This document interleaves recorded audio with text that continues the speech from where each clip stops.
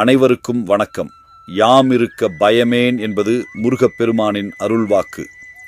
எளியோரை காக்கும் இறைவனாக அறியப்படுகிறார். குன்று இருக்கும் இடமெல்லாம் குமரன் இருக்கும் இடம் என குன்றுகள் தோறும் கோயில்களை கொண்டுள்ளார்.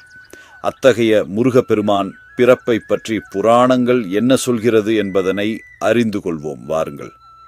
முன்னொரு காலத்தில் அன்னை பார்வதி தேவியின் ஒரு அவதாரத்தில் மலைகளின் அரசரான இமவான் மன்னனின் மகளாக பிறந்தார். அவர் மீண்டும் சிவனை அடைவதற்கு கடும் தவம் புரிந்தார்.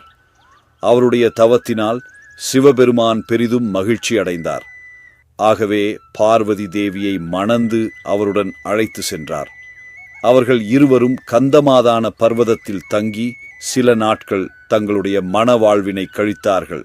அதன் பின்பு சிவபெருமான் ஆழ்ந்த தியானத்தை மேற்கொண்டார். அப்போது பார்வதி தேவி